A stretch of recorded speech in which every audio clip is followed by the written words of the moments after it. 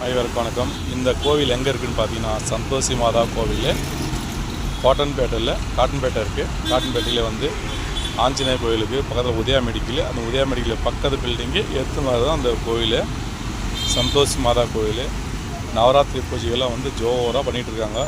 விசேஷ பூஜை, அலங்காரம், ஜோடிப்பு எல்லாம் பார்த்தா நமக்கே அந்த கோவிலே சாமி கும்பிட்டே இருக்கலாம் போல் தோணும். அப்படி ஒரு கோவில்.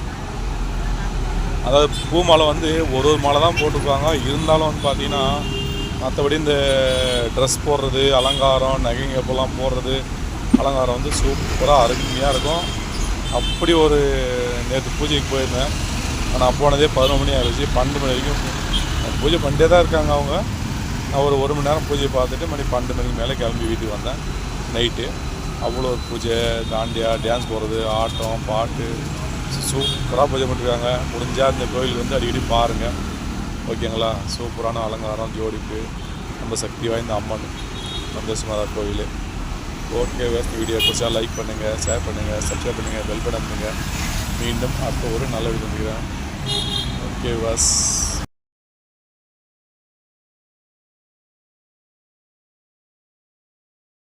இந்த கோவில் வந்து ஒரு அம்மா இருக்காங்க. அந்த அம்மா வந்து எப்பயும் பூஜையிலே தான் இருப்பாங்க. பூஜை விரதத்திலே எப்பயுமே பூஜையிலே விரதத்திலே தான் இருப்பாங்க. அந்த கோயிலுக்கு வரவங்க அத்தனை பேருமே வந்து அந்த அம்மா காலில் விழுந்து கும்பிடுவாங்க, ஆசீர்வாதம் வாங்குவாங்க. அந்த அம்மா வந்து பார்த்திங்கன்னா எப்பயுமே பூஜையிலே தான் இருப்பாங்க, விரதத்தில் பூஜையிலே தான் இருப்பாங்க எப்போவுமே, டெய்லியுமே. அந்த அம்மாட்ட ஒரு நல்ல ஒரு சக்தி இருக்குது. அவங்க வந்து பார்த்திங்கன்னா கோயிலுக்கு யார் வந்தாலும் சரி அந்த அம்மா காலில் விழுந்து கும்பிடுவாங்க. அப்படி ஒரு பக்தியானவங்க, அப்படி ஒரு பூஜை பண்ணுறவங்க. அவ்வளோ ஜோராக பூஜை பண்ணுவாங்க. மந்திரம் எப்போவுமே வந்து பூஜையிலே இருப்பாங்க, விருத்திலே இருப்பாங்க.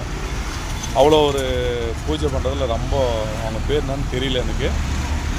எப்போதும் பூஜையிலே இருப்பாங்க, எப்போதும் ஆசீர்வாதம் எல்லாரையும் வரவங்கலாம் அப்படி ஒரு பூஜை பண்ணுறாங்க.